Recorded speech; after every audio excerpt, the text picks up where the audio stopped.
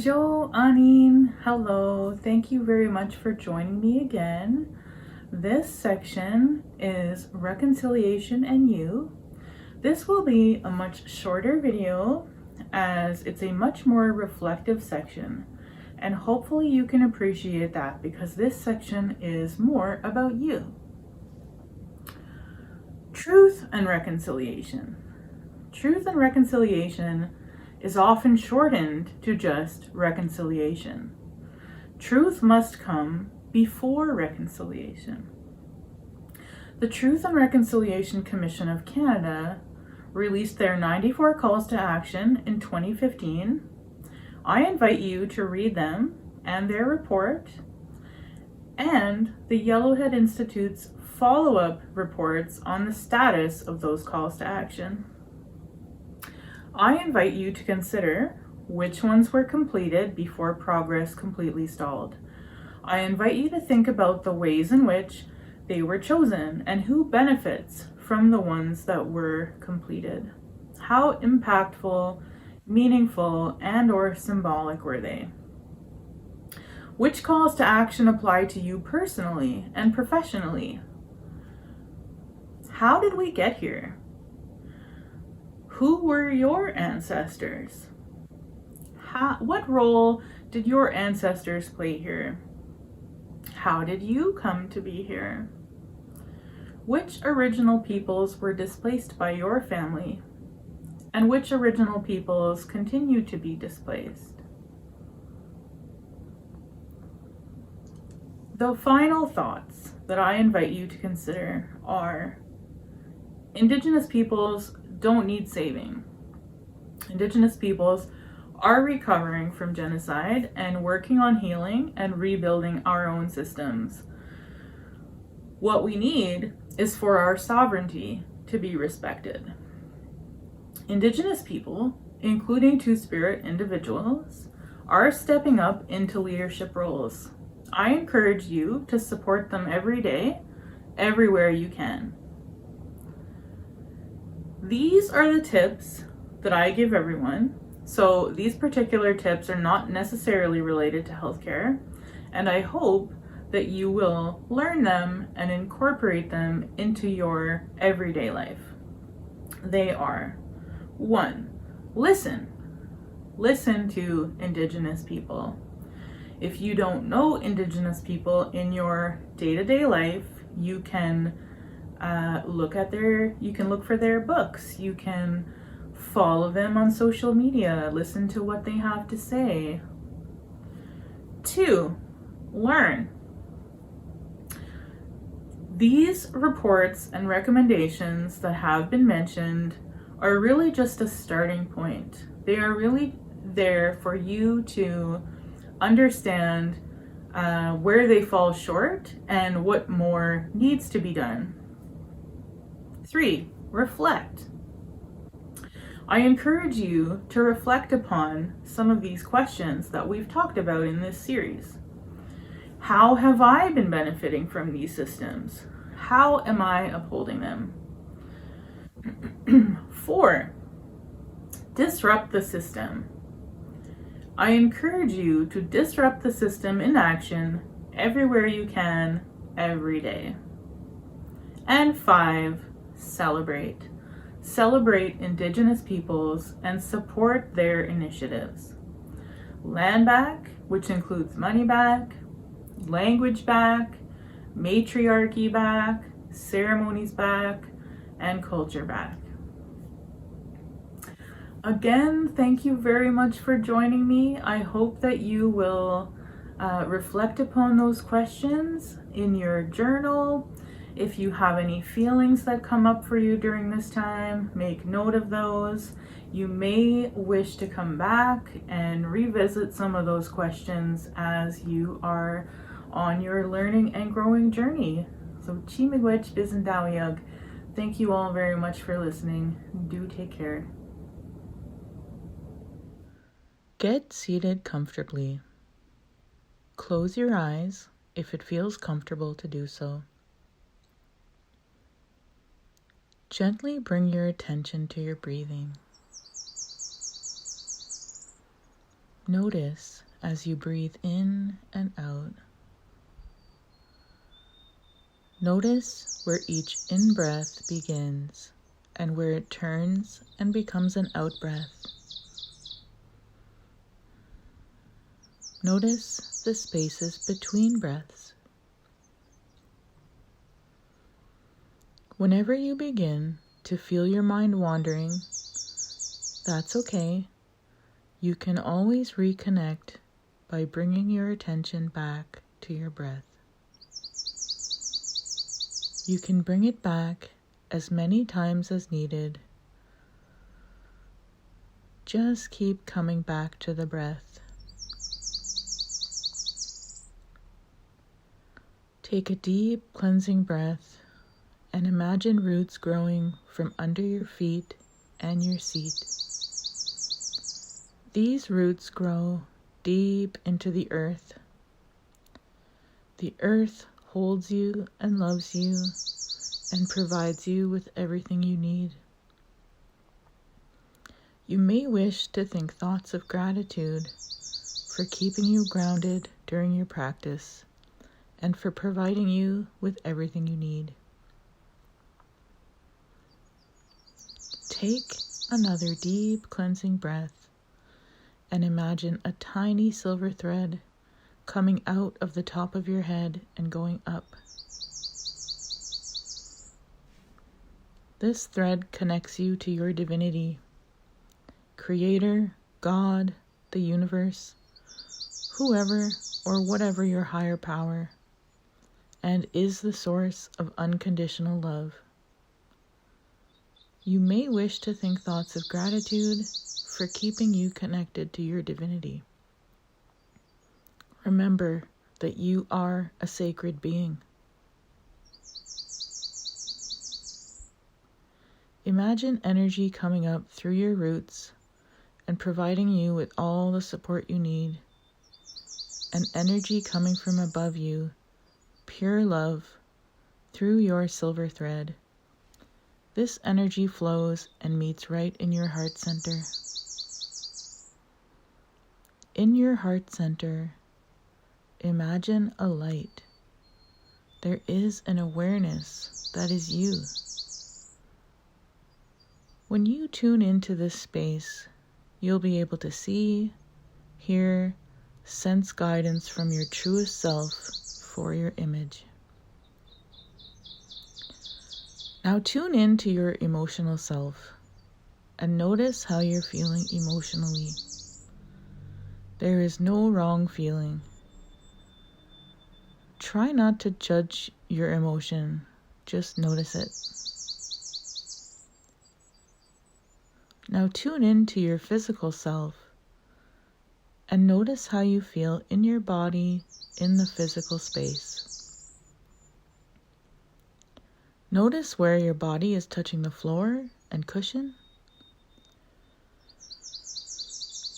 Notice if you have any tension or sore spots anywhere in your body. Send some extra tender loving kindness to those spots. You may want to use your hands if you can reach these spots. Gently and lovingly hold the place or places that need extra care.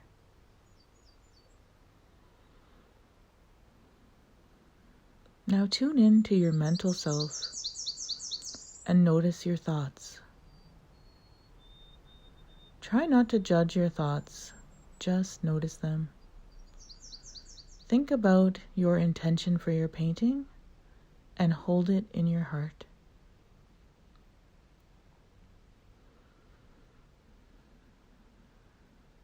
Slowly, begin to bring your awareness back to the room.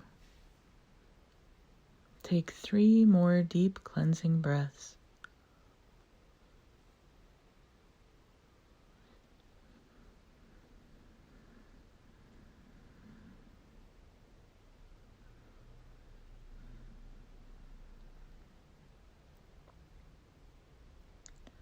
Gently begin to wiggle your fingers and toes. Gently make a few small circles with your neck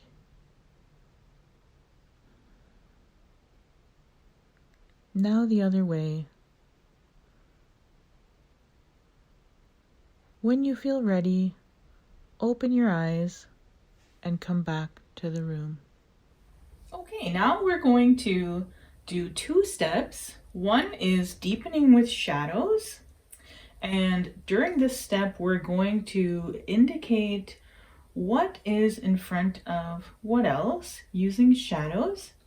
And then the other one is the dawning of lights. And so this is bringing some light into your painting. And for that, you might want to start thinking about what direction the light is coming from. Think about your light sources.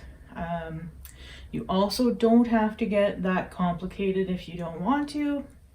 So those 2 steps at this point, it doesn't matter which order you do them in. I think I'm going to start with the shadows. And for the shadows, deepening with shadows, I love to use raw umber for this. When you think of a shadow, you usually think of it being black. It's very rare that I use black in a painting. This raw umber is, to me, the perfect color for shadows.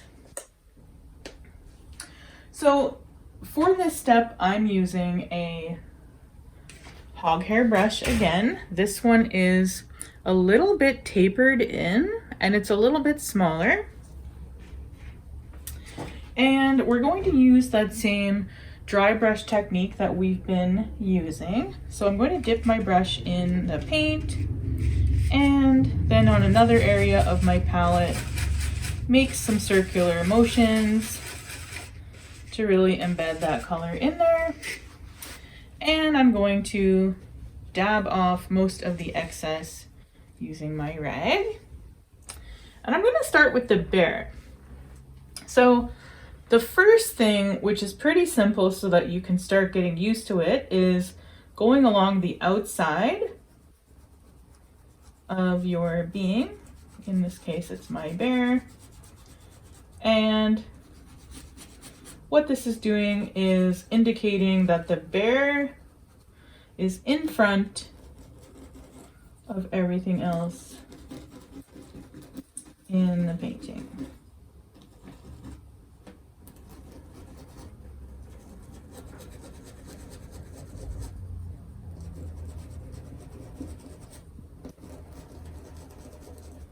Just working my way around the bear. Getting more paint when I need to.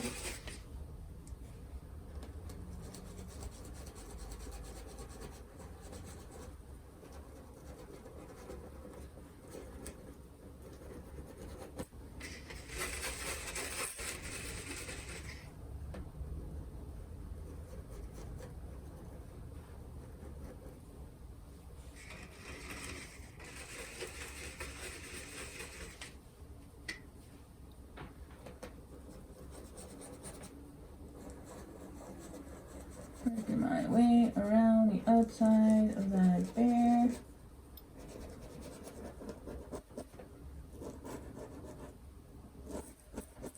Okay.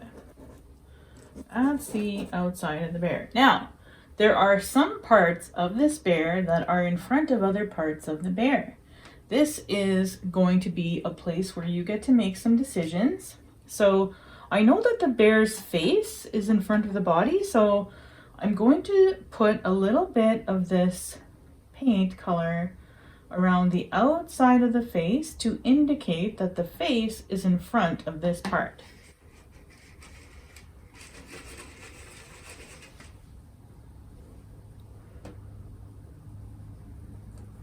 So you want that shadow to appear on the part that is behind. So I'm not putting it on the face, but rather on the parts that the face is in front of. I'm going to come in under the chin here to show that that's in front.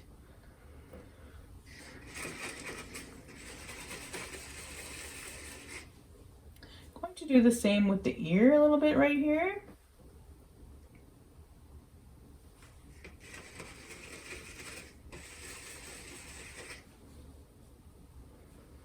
And this front leg is in front of this part of the body and this leg. So I'm going to add some shadow in here. And it can take a little bit more paint. You can already start to see some dimension, some more dimension coming in. Now this front leg again is in front of this leg. So I'm going to add some shadows here. I'm going to start down here where it can handle a bit more paint. And then bring a little bit up here onto the bear's chest. Maybe a little bit here.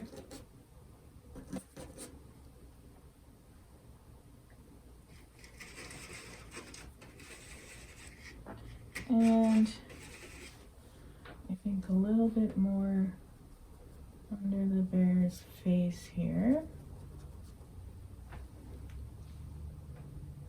Okay, I think that's good. Now I'm going to go around the other item in my painting, which is the blueberries here.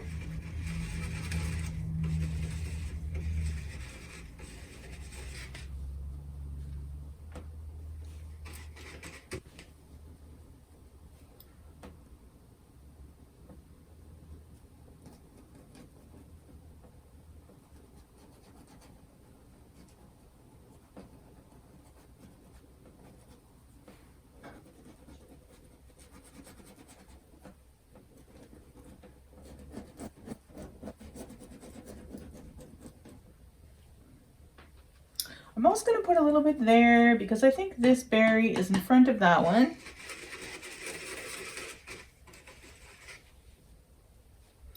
Same with the other ones around it. Okay. And I'm not going to put a shadow around the outside of the sun here because the sun is a light source to me. So we'll go ahead and get started on the dawning of lights. So again, I'm going to use another hog hair brush, small one.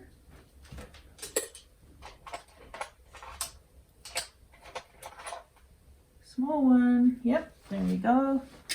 And for this, I'm going to mix a light color for the dawning of lights. I really like using white and a bit of yellow for this. You might also want to add in a touch of another color, maybe pink or red, but really just a touch.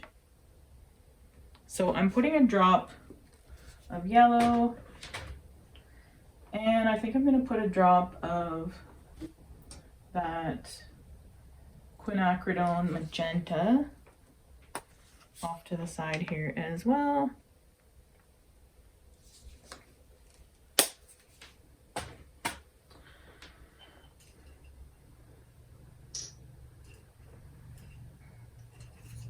So when I say I'm adding a touch of color to white, you can see here I've got a small amount of white and those two colors that I've got there. I'm really just taking my brush, just adding a touch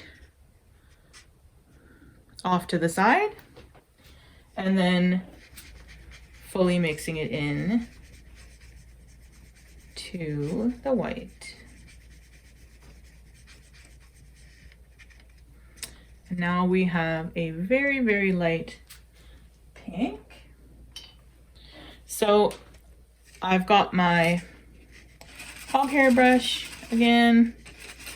I'm going to repeat that same technique we've been using, just touching it in the paint and then moving off to another section on my palette, making a circular motion to embed that color into my brush, and then dabbing the excess off on my rag. And so when you're working on the dawning of lights, as I mentioned, the sun is a light source to me. So I'm going to go around the outside of the sun with this light color. In this case, I am trying to soften this black line so you can see that I am covering it. If your outline is not something super dark that you don't want to cover, then you don't have to do that. Lots of places where you can, oops, that's way too much paint. Lots of places where you can be making decisions about what you're doing in your work.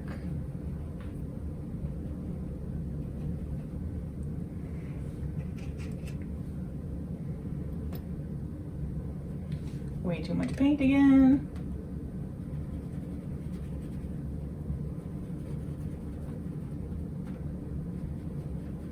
Oh, that's okay.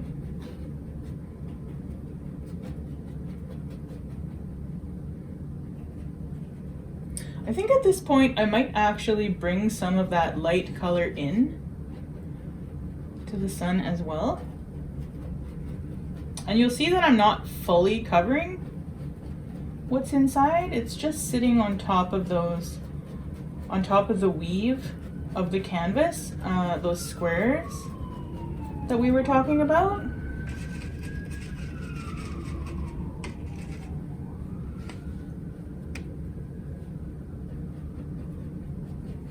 Bringing some of that lightness into the sun.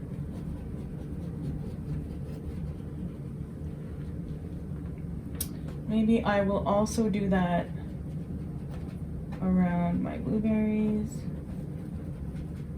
and my bear, but very lightly.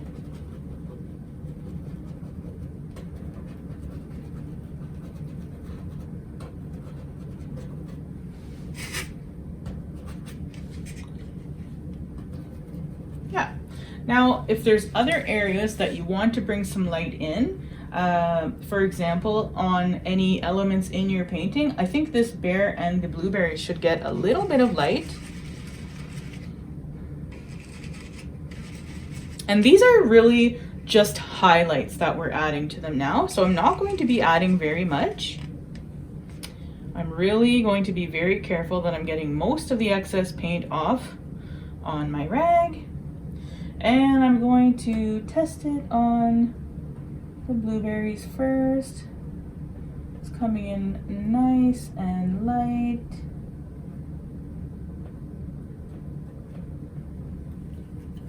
Yeah, that's not too bad.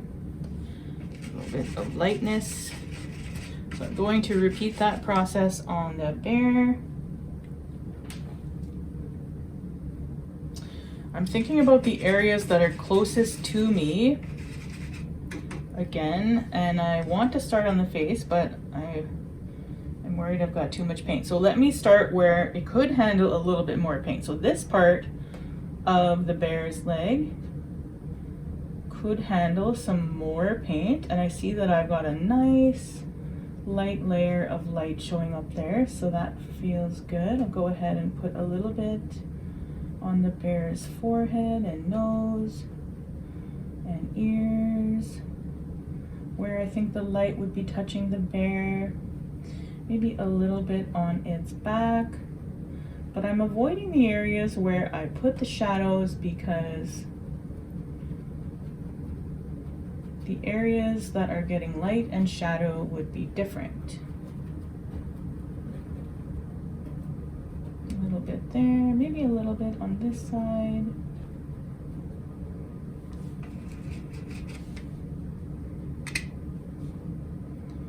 On this side of the leg.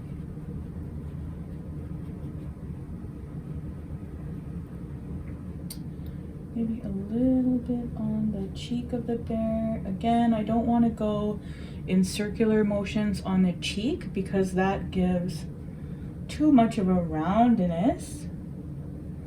A little bit on the bear's belly there. Okay, so We've brought in some shadows and some light, which is adding a bit more dimension. This next step is totally optional. If your painting already is starting to feel pretty good to you, you like the colors, how they are, you don't have to do this step. However, if, like me, your painting feels a little bit like it's in an awkward teenage phase due to the colors, you might want to go ahead with this step, which is called glazing. For this step, I'm going to use a synthetic brush that looks like this, and I'm going to use quinacridone magenta. This is one of my favorite colors. If you're using golden paints like me, there's a tip that I've got for you on the colors. So on the bottle, every bottle of golden paints has this pattern of black lines and a swipe of paint across it. And you're going to be able to see how transparent or opaque the paint is based on this swipe of paint across these lines. So you can see this color, for example, is quite opaque. You can't see those lines very well, whereas on this color, the paint is pretty transparent. You can see those lines below. This one is sort of a medium in between. This turquoise, you can still see them, but not as well as, say, this color. So if you're using Golden Brand fluid acrylics, like I am, you can use that to decide. Find a color that has a bit of transparency to it for this step. If you're using another kind of paint, you can estimate the same effect by checking to see if you think there's any white paint in that color. Let's take a look at a couple of these, for example.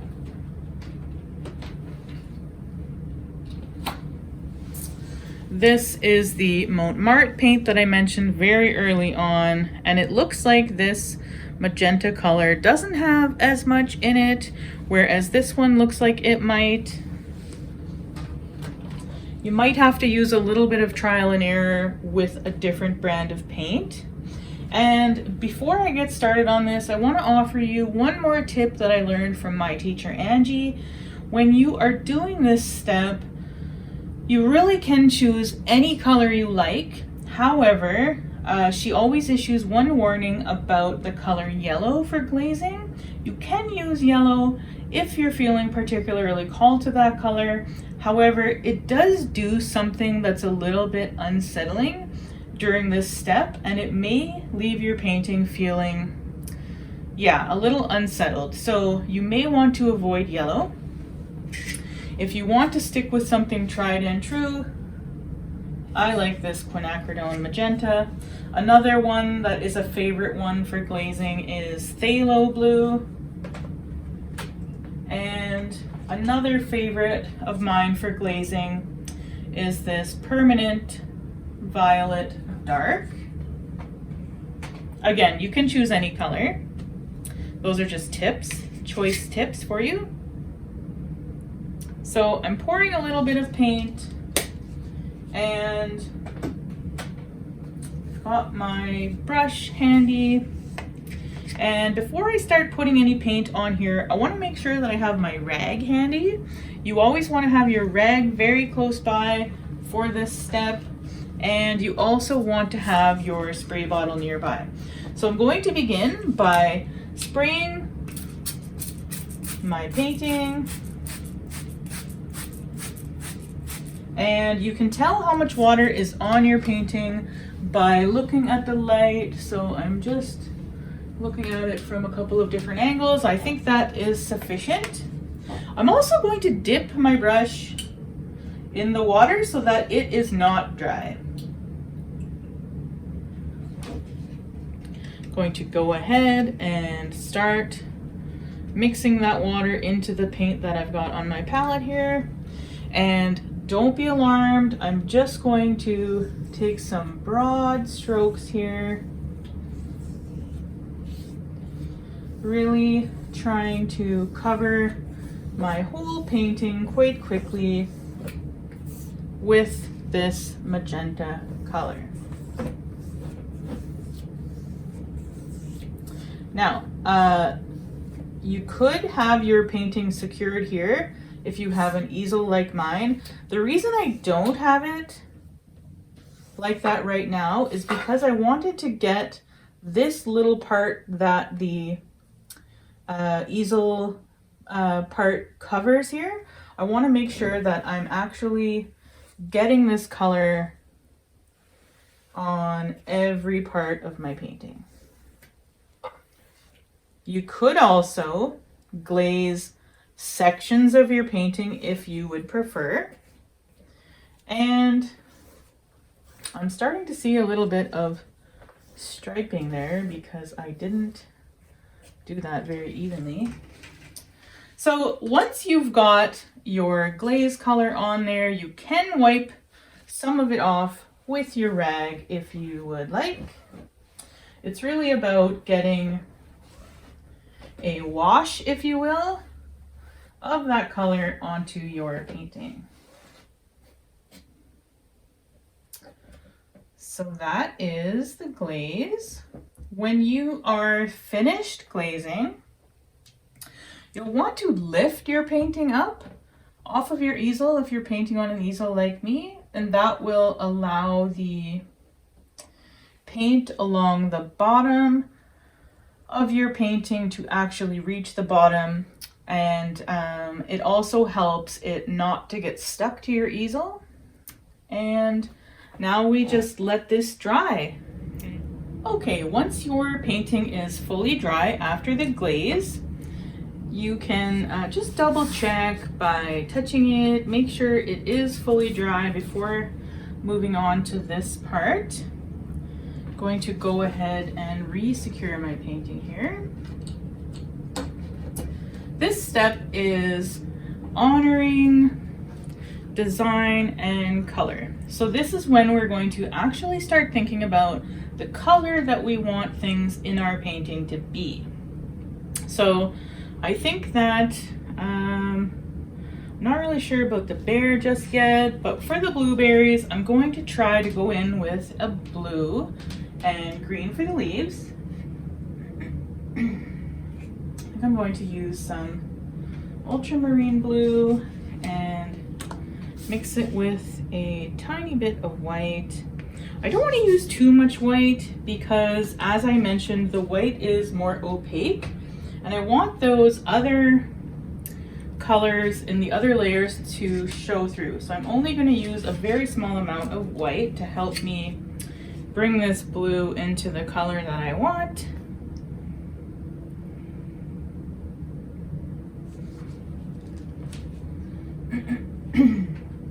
And for the leaves, I think I'm going to use a bit of turquoise, a bit of white,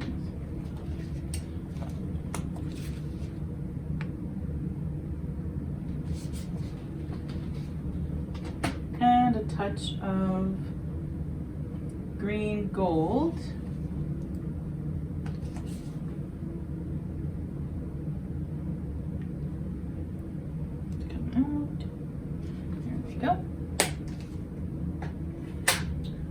Again, I'm going to do that mixing with a synthetic brush.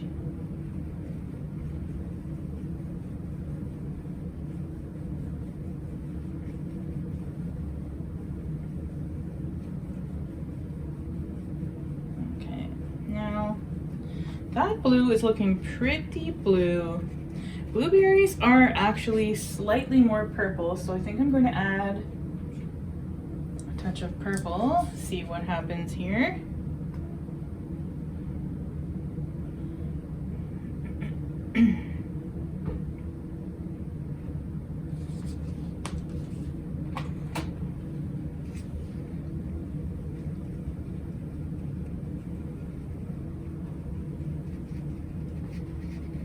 Yeah, that looks pretty good.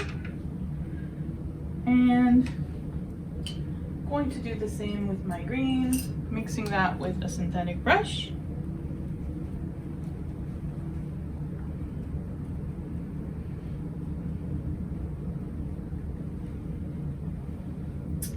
Again, I recommend checking that you're happy with your colors before you put them on your canvas.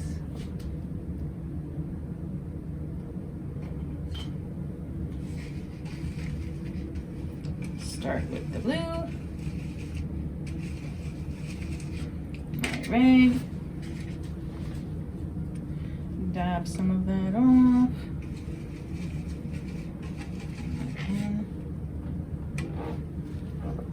Now, during this step, you want to really only indicate the color. You don't want to totally cover everything that all of that hard work on all of those layers that you've already done.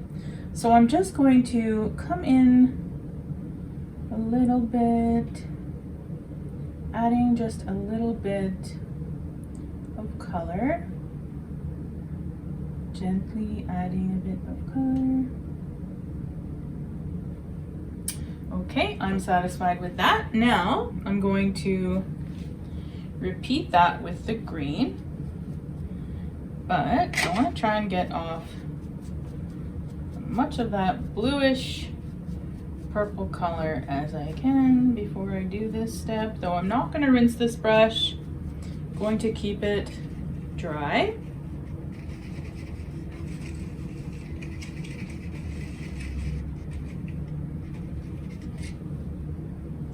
Dab some of that off. And then again, I'm not going to cover those whole leaves. I'm just going to come in and a little bit just to indicate the color. Okay, I'm satisfied with that. Now I want to start thinking about the colors for my bear. And I think before I do that, I'm going to try really hard to get most of this green off of here, although having a little bit of a green influence in my next color is going to be okay. So I'll just hold on to that for a moment. And let me see, I think for the bear, I want to try to make a dark bluish purple. Maybe I want to use this color, same color that I used in the blueberries. Yeah, that sounds all right. Let's give that a try. See how that feels. So I'm thinking about, again, I'm thinking about the areas on the bear where there is the most light, because I don't want to cover those areas. And some areas where it's a bit darker would be okay to bring in some more color. Let's see how this goes. Some of this blue on the bear's face. I'm just indicating some color. I might add another color on top after to give it more of a black bear look, but you don't have to. Again, this is not realism that we're doing here.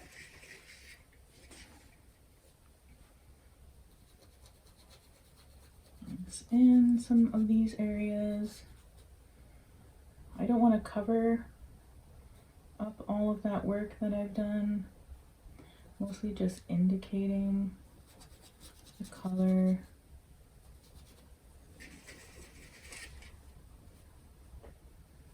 Some of this blue in here. It's looking pretty nice on that shadowy area. It's okay if some areas have more paint and some areas have less paint. This will, again, help give your painting some character.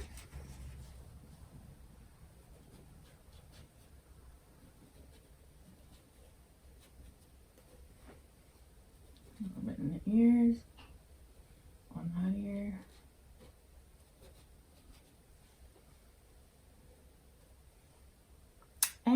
I think I might bring in a lighter color for the snout of the bear, because black bears have a bit of a lighter snout.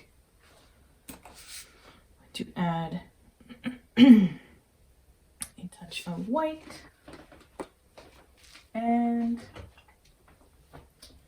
perhaps a small amount of this Naples yellow that I used for the birch tree stencil. I'm going to mix that color with a synthetic brush. And as an experiment, I want to see what that looks like if I add in a touch of blue. I'm going to create 2 sections for that color on my palette in case I don't like this color.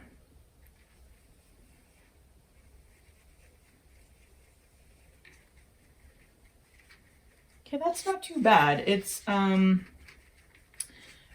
has a bit of a gray tinge, which I think will be okay on this color palette.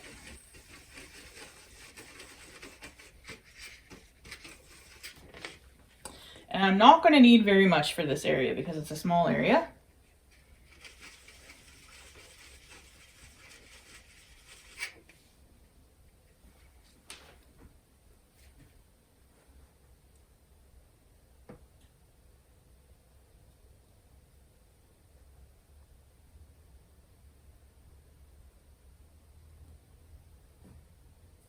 Okay, that seems all right.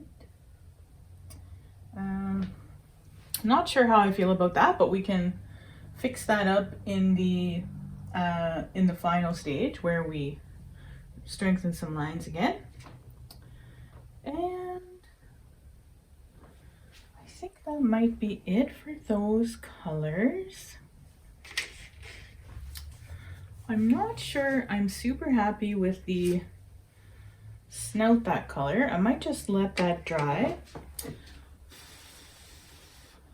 and adjust it. Or yeah, we'll see what happens once I come in there with the strengthening lines at the end. You can always revisit your painting later if you are unhappy with something. Usually if you're feeling slightly unhappy with something, that is your ego telling you that the painting is not quite finished yet. So no stress, and we will wait and see. We are going to finish up the painting during this time. I'm going to show you a few more things. And then remember at the end, if you don't feel like your painting is finished, you can keep using the steps that you've learned so far until you feel like your painting is finished. So as I mentioned in the previous segment, I wasn't too happy with this part here of the bear's snout, so I let that dry.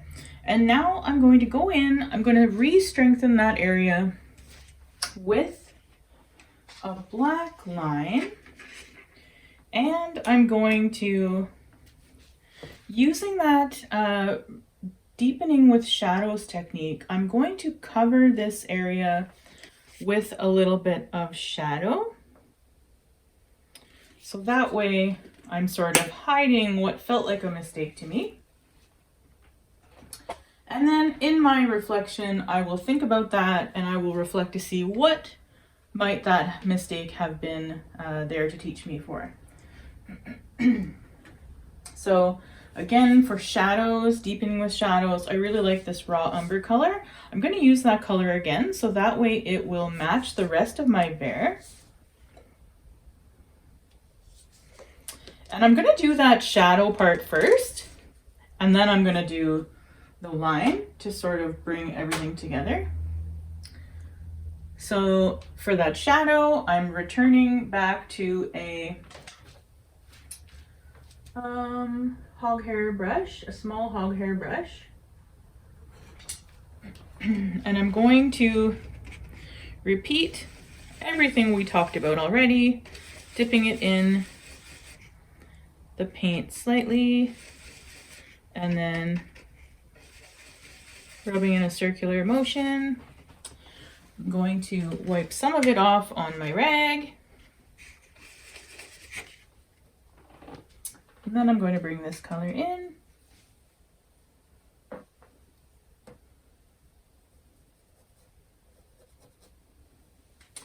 Looks like I need a little bit more to get the coverage I want there.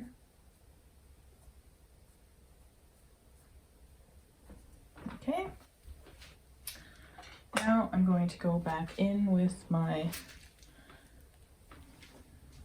round synthetic brush.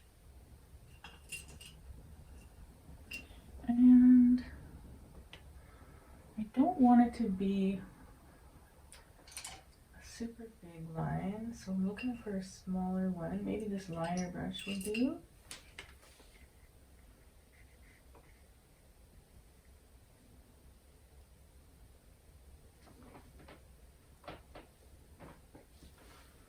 I'm going to into that snow line again, bring it up back to the face, and I might make that just a little bit thicker here to cover.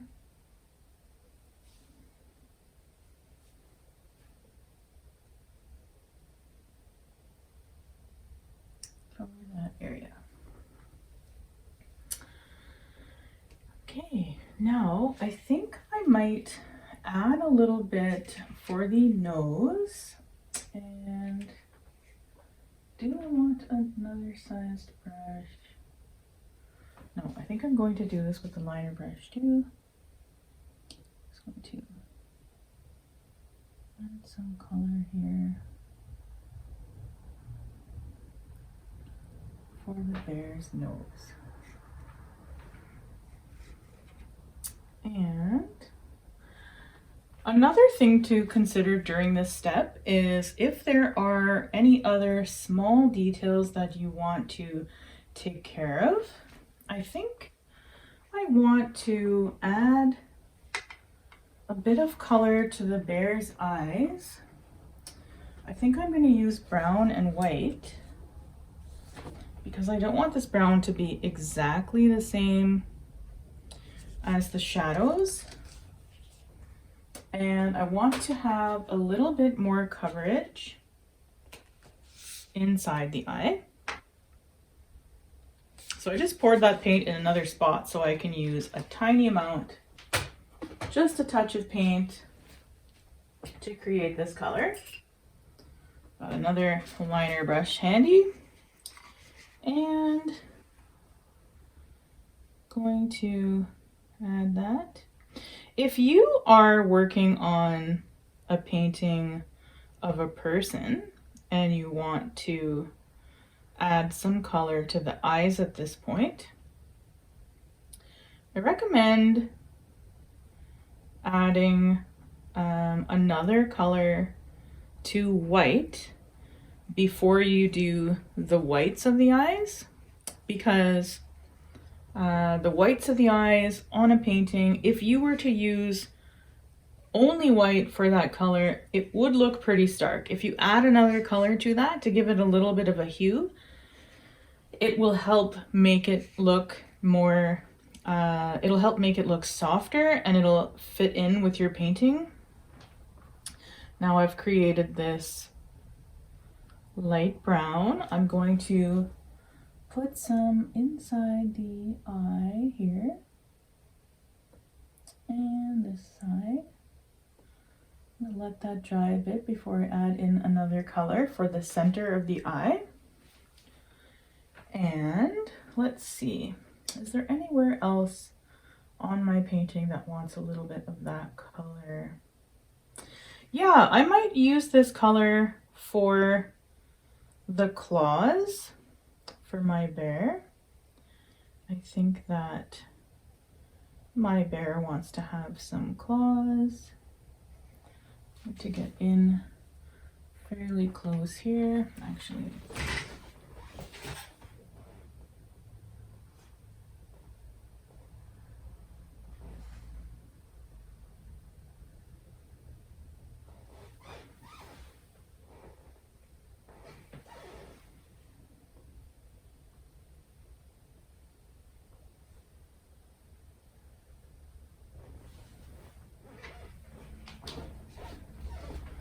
Okay, I've added claws for my bear. Oh, these birch trees, they are part of the background. I'm not too worried about that, but I might also use this color just to add a little bit of detail to these trees.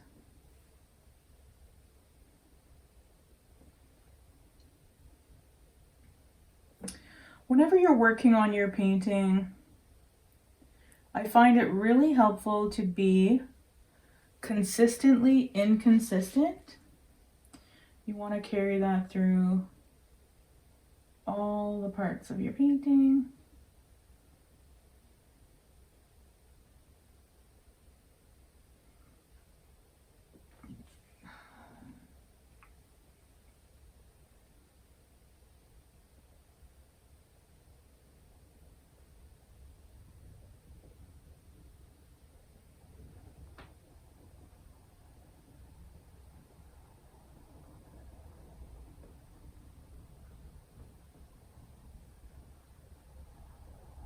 Just adding those little bit of detail that you see on birch trees. It just will help to give it a little bit more character. People will be able to recognize that those are birch trees.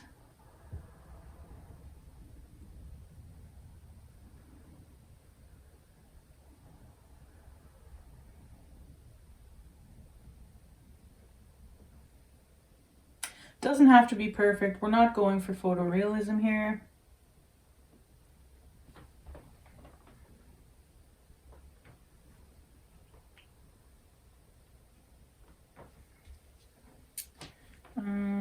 Yeah, I think that's sufficient for those birch trees.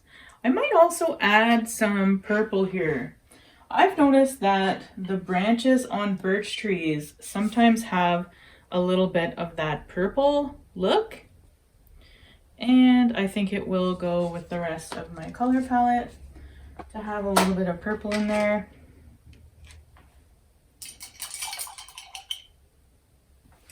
Give that a little rinse first.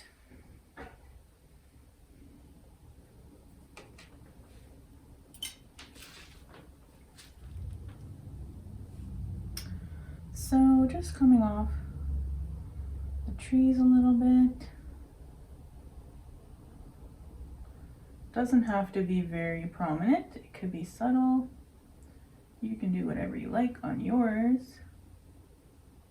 I'm just adding a little bit of something.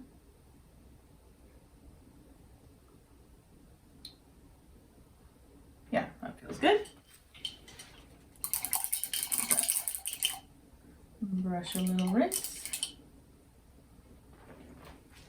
Now I want to make a highlight color to do some of the lines around my bear and blueberries. So I want to use a little bit of white again, and I'm going to mix it with another color so that it's not totally white. And when you choose a color for highlights for your painting, you want to choose a color that's already in your painting. So I've got a lot of colors in here already. I think it would be all right to use red or pink or purple, maybe even green. I think I'm going to use pink. Pink is, of course, one of my favorite colors, as I mentioned. I just love painting with pink. And this step, the highlighting step, is probably one of my favorite parts of this entire process.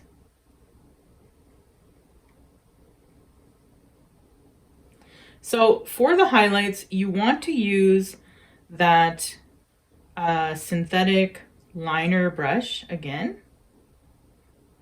And again, you don't want to go from end to end on all of your lines, but rather just add in a little bit here and there on your painting. So I think I'll do a little bit here, a little bit there, highlight on the ear.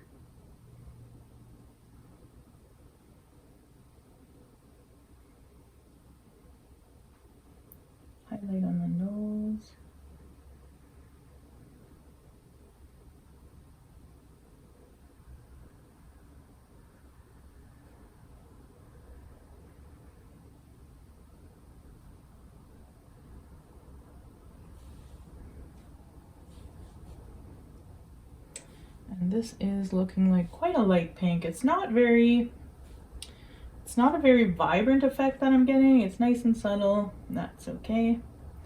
If you want yours to be a color that stands out more, think of something that's a little bit more high contrast to the colors that you have on your painting.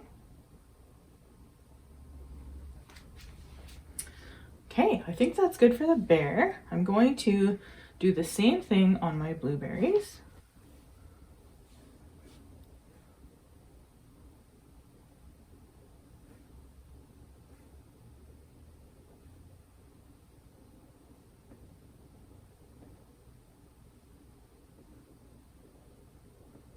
And leaves.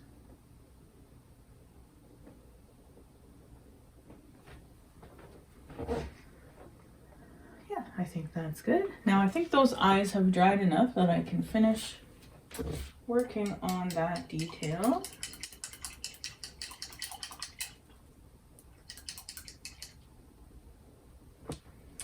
And I want it to be a warm, dark brown. I think I'm going to need a little bit of another brown. This is burnt sienna. And again, the eyes are very, very tiny, so I don't need very much paint. I'm really only going to put a drop on here for that. And I've got some white from a previous color that I'm going to use. And mix those together. It's not quite as dark as I want, so I'm going to add a touch of that raw umber from before until it's the color that I want. Again, if you don't like the color on your palette, you're not going to like it on your painting. So make sure it's the color that you like before you put it on.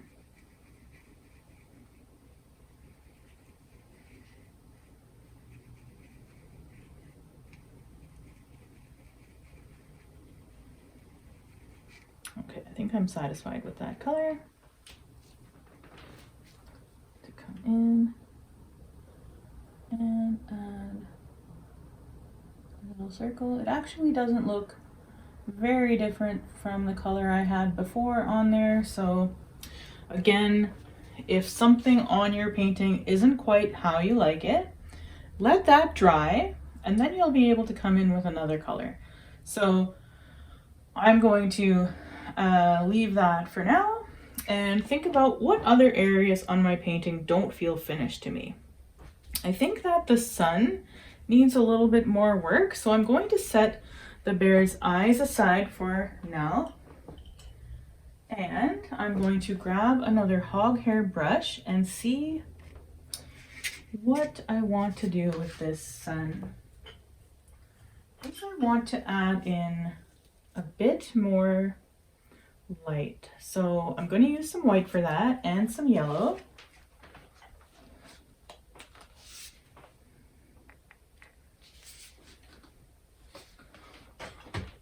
Now the sun is a bit larger, so I need to mix a bit more this time.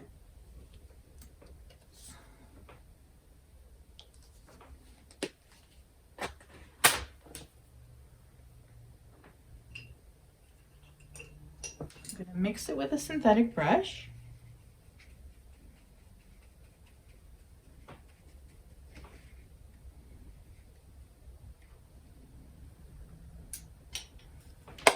And I've got a hog hair brush. For the sun, there's a look at the brush that I'm using for this. So I'm going to dip my brush in the paint and then using another area on my palette, doing that circular motion to embed the paint. I don't think I'm going to use my rag this time because this is much a bigger area that I want to fill.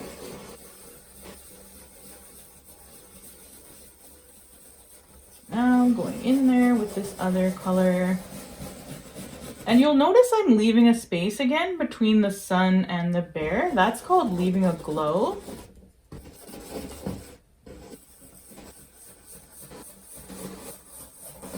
I'm not going all the way to the edge of the sun either.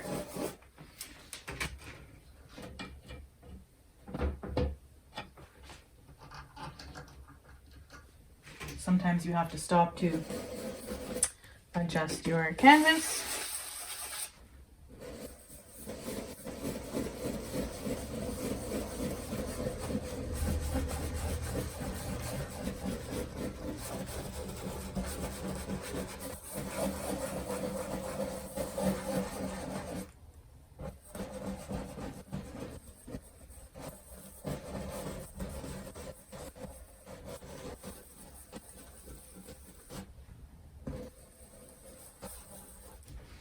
Okay, I think it's starting to get there. That's some yellow.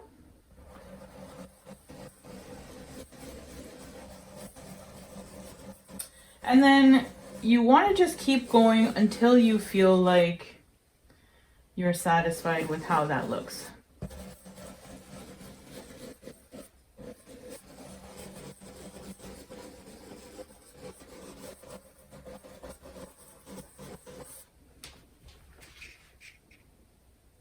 Sometimes I find it helpful to take a step back from your painting to get a look at it from a different angle.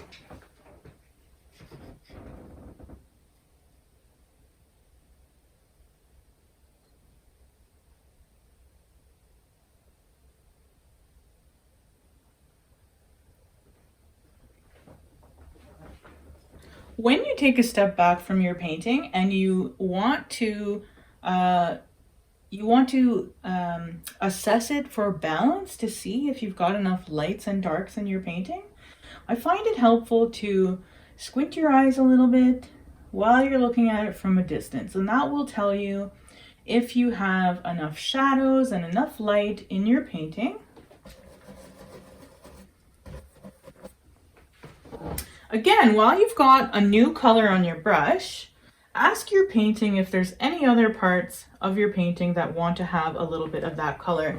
Sometimes it's helpful to bring that color in, especially if you're looking at a light source, because there would be some of this light on the bear as well as on the blueberries. Going to grab a rag. And I want to bring some of this color in on my bear because some of that light, as I said, will be touching the bear.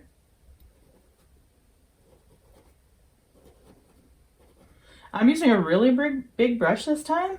I find that it helps you to be less precious about where the color is going to appear. And even in these dark areas, there might be a little bit of light as well.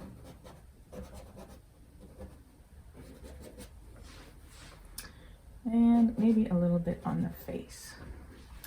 Again, a little bit of light on the blueberries because the sun would be hitting them as well.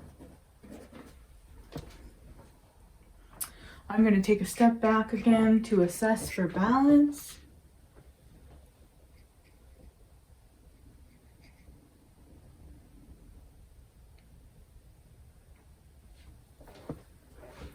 Yeah, so I think I'm satisfied with that. I think the last thing that I want to do is finish with the eyes on my bear.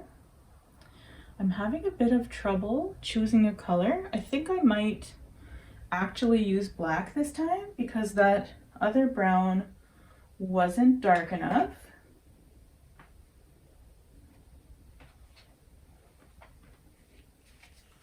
And the eyes again are a very small area, so I really only need one drop of paint for this.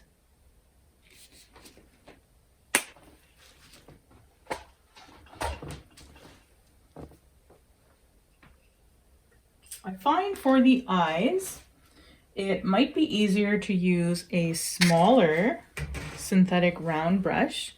So this is a little bit shorter than a liner brush. That's going to help you to have a little bit more control, and hopefully I will be able to finish the eyes on my sweet bear here.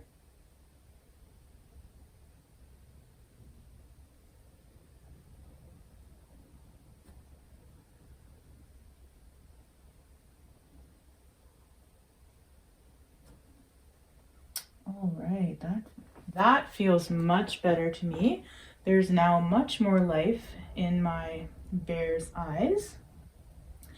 Now that I've got that really dark portion of the bear's eyes done, there is one more tip that I want to offer you. The last thing, if you're painting a being who has eyes, think about where the light would hit those eyes and add a little bit of white, possibly mixed with another color so that it's not so stark white, and add a tiny dot in each eye that will represent some highlights in your being's eyes, and it shows that they are alive.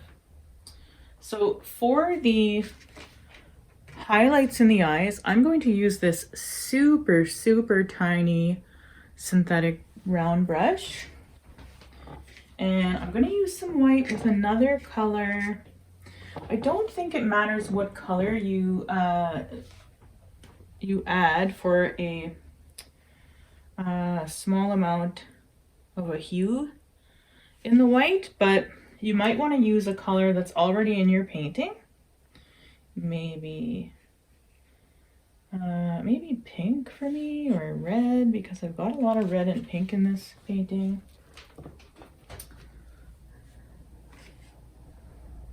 Let's see.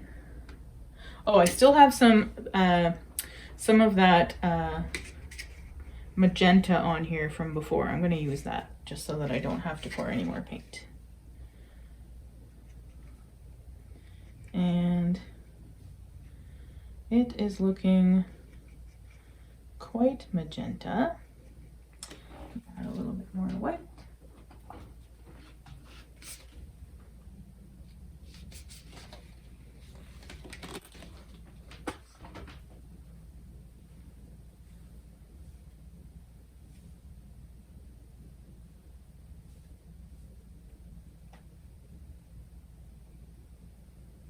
The color that I'm trying to achieve is a very, very lightly tinted white. So it's a very hardly detectable pink. Now, using that tiny brush, I'm going to go in and add in those highlights.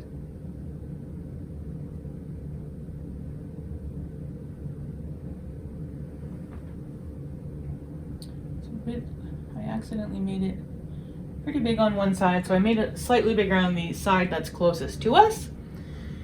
And yeah, I think I'm satisfied with that. You could, if you wanted to, you could add another highlight that's a slightly different color. That would again add more dimension and more character to your painting, but that's totally optional. And yeah, so at this point, I'm really assessing my painting to see if there's any other details that I feel like I've missed. And I think I might add some tiny highlights to my blueberries as well. And you don't have to do as big in every one. They could be all different. But I find it helpful when you do the highlights for the eyes that they are the same in both eyes. So for example, if the highlight I made on the left eye was more towards the left side, I would do the same in the right eye and have the highlight be more towards this side. It just helps to look slightly more realistic that way.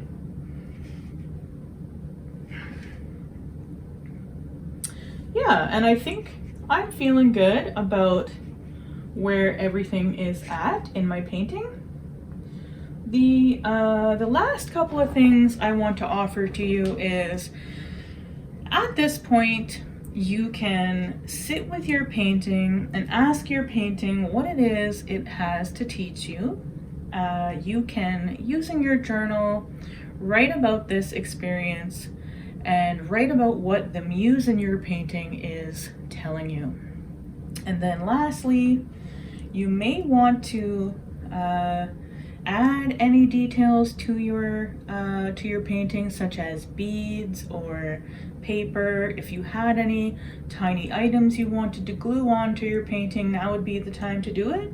And then the last step is to sign your painting. So there's a couple of ways you could do that. I'm probably just going to use this brush because I've got it in my hand and I have some paint here already. But another thing you could do, if you're not totally confident in your painting lettering, you could use, say, this is a Posca pen, it's a paint pen, and I'll just give you an idea of how fine a point that is. There's other ones that you could get. This one is a Craft Smart paint pen, so it's a little bit smaller, I think. Oh no, it's about the same size. It's about the same size.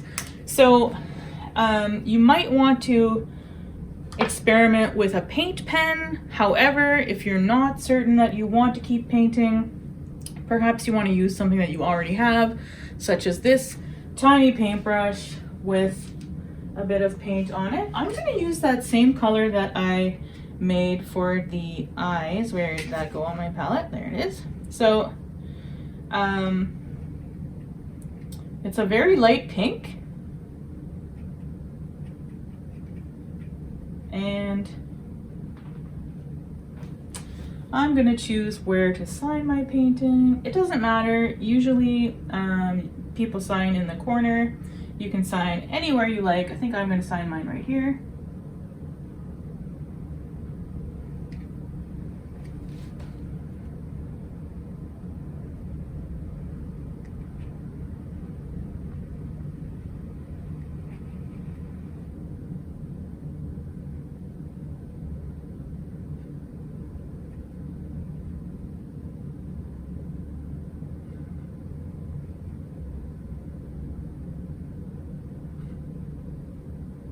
I like to date it with the year as well.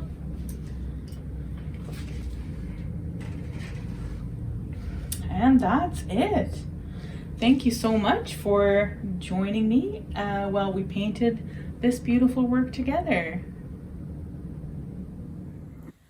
Timagwech Bizendalyug. Thank you all very much for listening. I truly appreciate each and every one of you for your commitment to working on yourself and your dedicated time to practice with me. Thank you for taking the time to learn, to be mindful, and to paint with me. Remember that you're a sacred being and to walk in a sacred way. Do take care, and I hope to see you again. Vamapi.